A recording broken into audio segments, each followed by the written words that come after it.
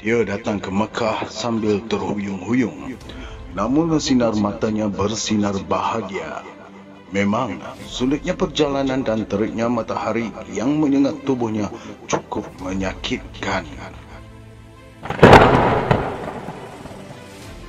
Namun, tujuannya hendak dicapainya telah meringankan penderitaan dan meniupkan semangat kegembiraan.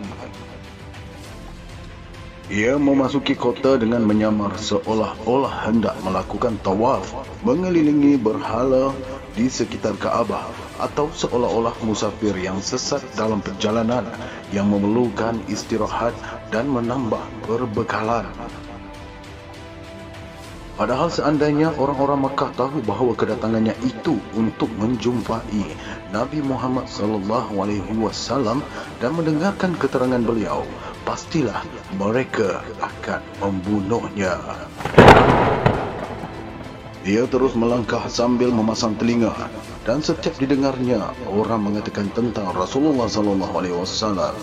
Ia pun mendekat dan menyemak dengan berhati-hati, sehingga dari cerita yang tersebar di sana sini diperolehnya petunjuk yang dapat mengarahkannya ke kediaman Nabi Muhammad SAW dan mempertemukannya dengan beliau. Pada suatu pagi, lelaki itu, Abu Dzar Al-Ghifari, pergi ke tempat tersebut.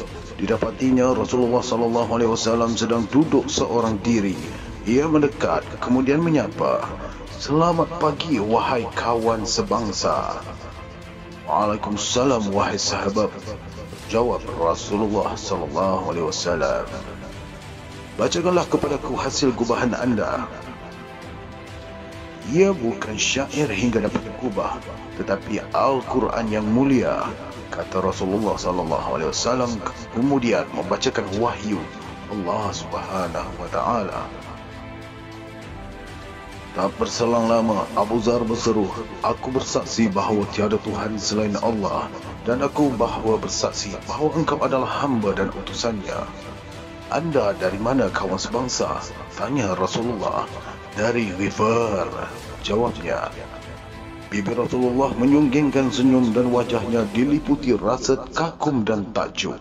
Abu Dzar juga tersenyum kerana ia mengetahui rasa terpendam di balik kekaguman Rasulullah SAW setelah mendengar bahawa orang yang telah mengaku Islam di hadapannya secara terus terang itu adalah seorang laki-laki dari Ghifar. Ghifar adalah suatu kabilah atau suku yang tidak ada taranya dalam soal menempuh jarak. Mereka jadi contoh perbandingan dalam melakukan perjalanan yang luar biasa. Malam yang kelam dan gelap gelita tak jadi soal bagi mereka, dan celakalah orang yang kesasar atau jatuh ke tangan kaum Ghifar di waktu malam.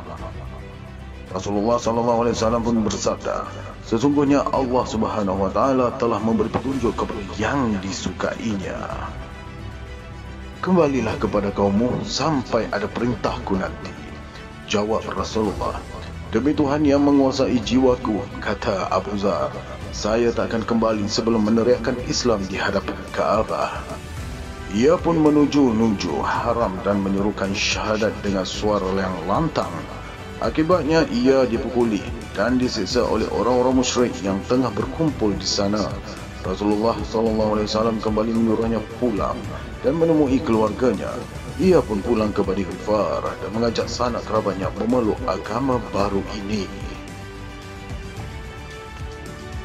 Ketika Rasulullah dan kaum muslimin telah berhijrah ke Madinah dan menetap di sana, pada suatu hari, barisan panjang yang terdiri atas para pengendara dan pejalan kaki menuju pinggiran kota. Kalau bukan kerana takbir yang mereka teriakkan dengan suara bergemuruh, tentulah yang melihat akan menyangka mereka adalah pasukan tentera musyrik yang akan menyerang kota. Begitu rombongan besar itu mendekat lalu masuk ke dalam kota dan masuk ke masjid Rasulullah, ternyata mereka tiada lain adalah kabilah Bani Ghifar. Semuanya telah masuk Islam tanpa kecuali laki-laki, perempuan, orang tua, remaja dan anak-anak. Rasulullah semakin takjub dan kagum.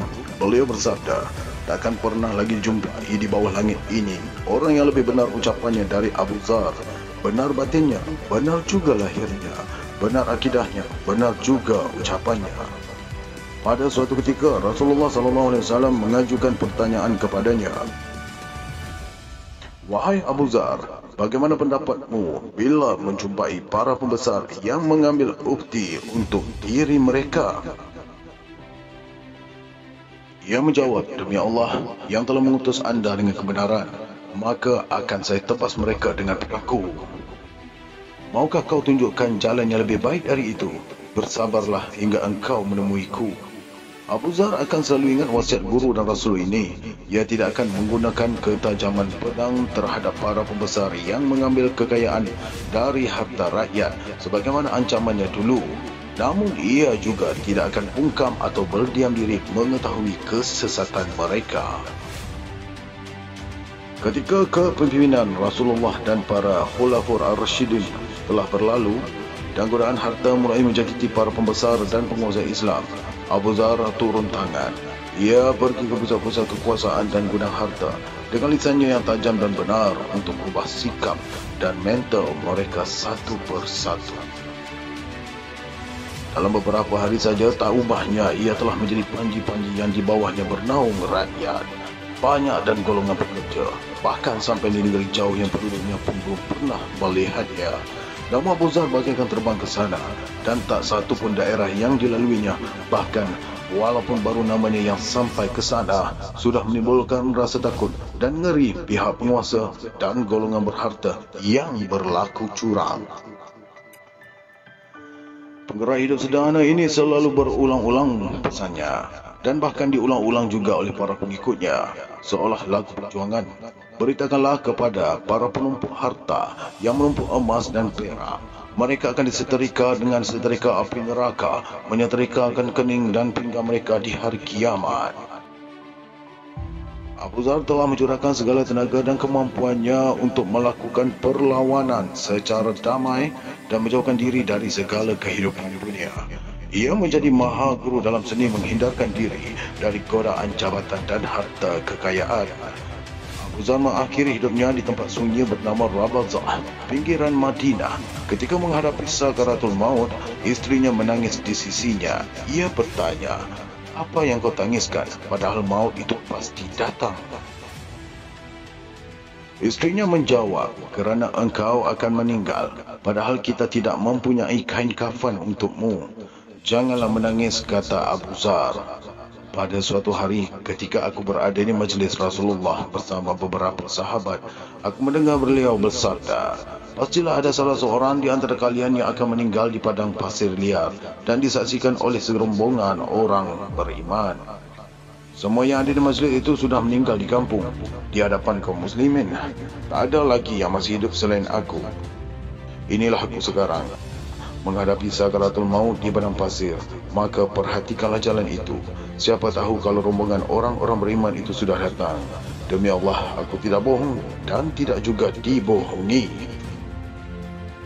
Rohnya pun kembali ke hadrat ilahi dan benarlah ada rombongan kaum muslimin yang lewat dipimpin oleh Abdullah bin Mas'ud. Sebelum sampai ke tujuan, Ibnu Mas'ud melihat sosok tubuh terbujur kaku. Sedang di sisinya terdapat seorang wanita tua dan seorang anak kecil. Kedua-duanya menangis. Ketika pandangan Ibnu Mas'ud jatuh ke mayat tersebut, tampaklah Abu Dzar Al-Ghifari. Air matanya mencucur deras. Di hadapan jenazah itu, Ibnu Mas'ud berkata, "Benarlah ucapan Rasulullah, anda berjalan sendirian, mati sendirian, dan dibangkitkan kembali seorang diri."